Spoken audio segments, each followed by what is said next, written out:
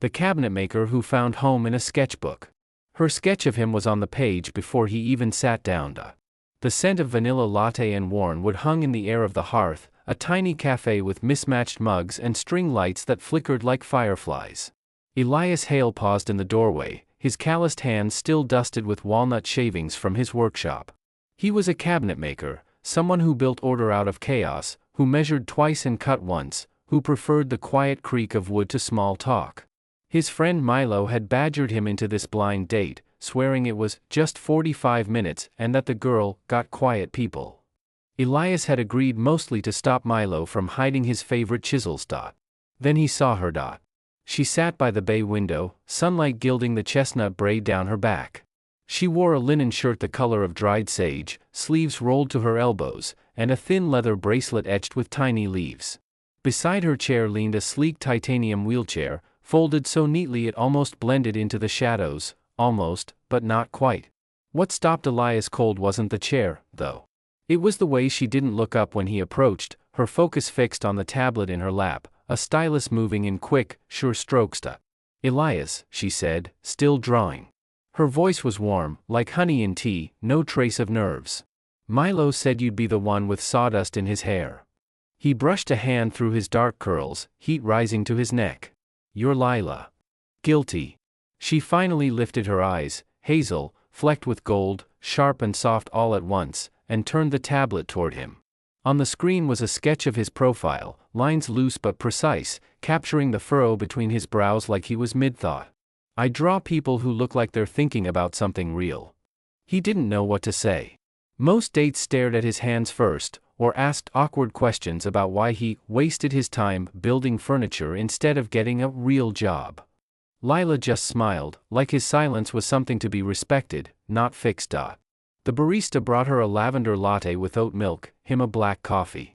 He noticed her right hand move differently, fingers curling slightly, like they'd forgotten how to relax, but she held the mug steady, no trace of self-consciousness. They talked about the weather, gray, endless, perfect for workshops, a new bookstore with too many cats, and the way old wood holds memories. Elias told her about the custom armoire he was building for a family, how he'd spent hours matching the grain to the child's nursery walls. Lila listened like it mattered, like precision wasn't boring but holy. "You ever think about how furniture is just a frame for life?" she said.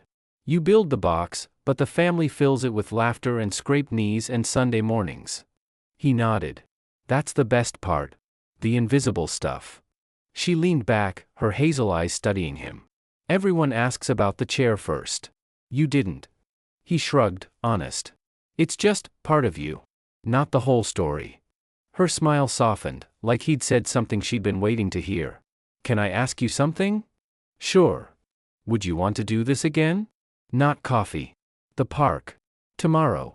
I want to sketch the oak trees by the pond, and you look like you'd be good at sitting quietly."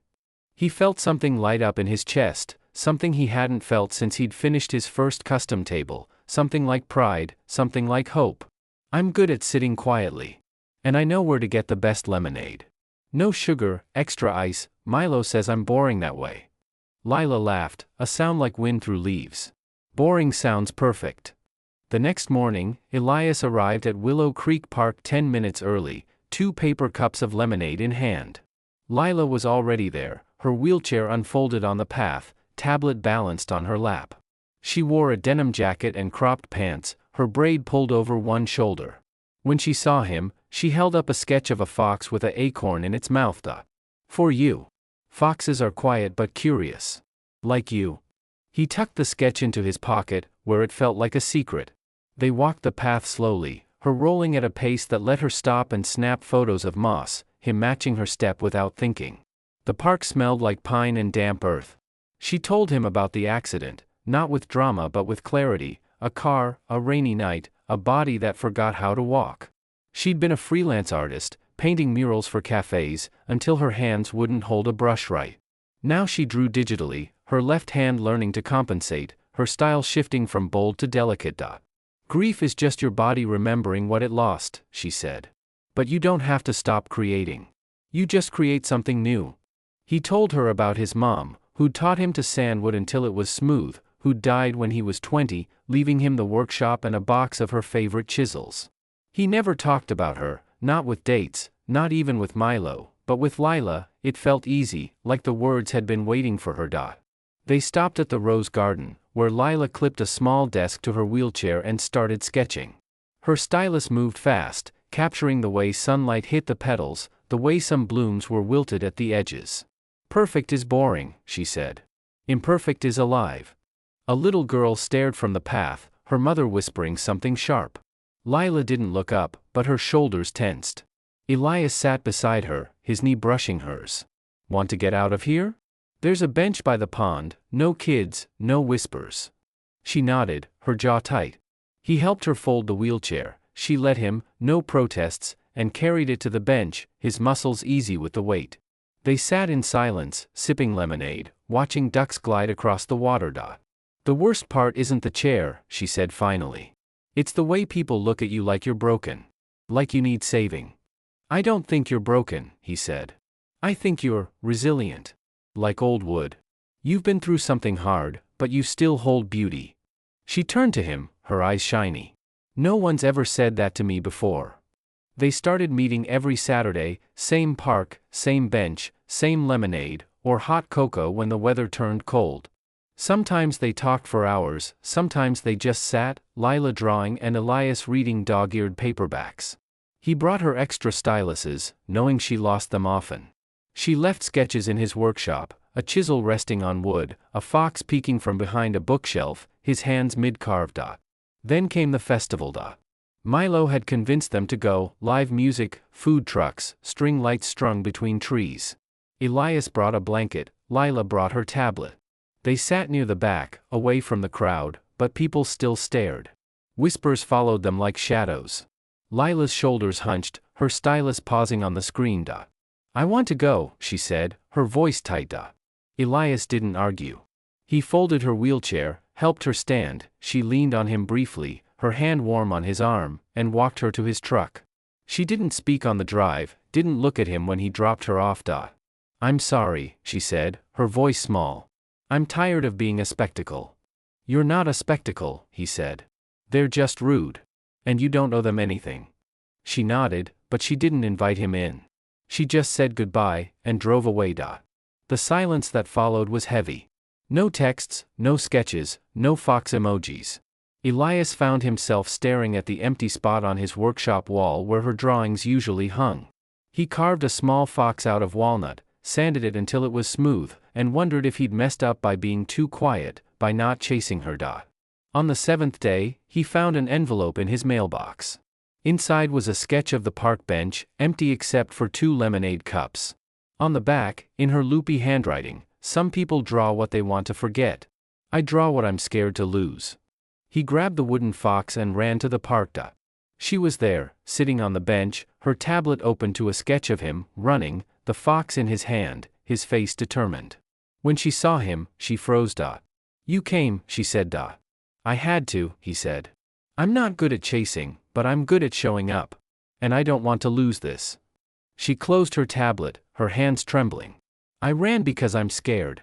Scared you'll get tired of the stairs, scared you'll realize I'm too much work, scared you'll wake up and see me the way everyone else does." "I see you," he said, kneeling in front of her so they were eye level. "Not the chair. Not the accident. Not the stairs. I see the girl who draws foxes and believes in invisible beauty and makes silence feel like home. I don't want perfect. I want you."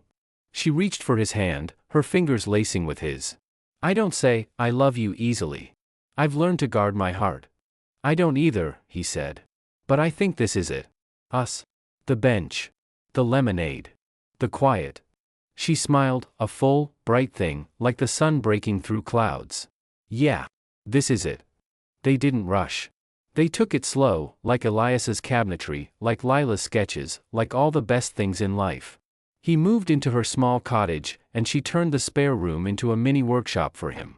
He built her a custom desk with adjustable height, so she could draw comfortably from her wheelchair or standing up. She painted a mural on his workshop wall, a forest of oak trees, a fox carrying an acorn, 2 figures sitting on a bench, silent and happy. People still stared sometimes.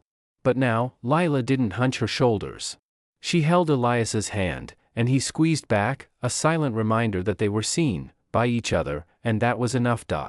1 year after their first coffee, they sat on the park bench again. Elias brought lemonade, Lila brought a sketchbook.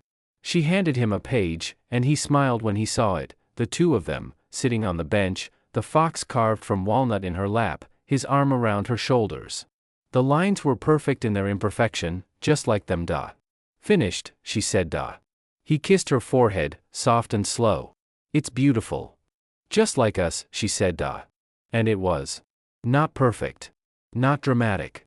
Just real, two quiet people, who found home in each other's silence, in the sketchbooks and the lemonade, in the way they showed up, week after week, for the rest of their lives. Backhand index pointing right. If this story touched your heart, if you believe in slow love, in seeing people for who they are, in the beauty of quiet connection, like, comment, share, and subscribe to our channel. We tell stories that remind the world, love doesn't have to be loud to be deep. And if you've ever found home in someone unexpected, or if you believe in the magic of showing up, comment below with "Silence speaks louder." We're listening.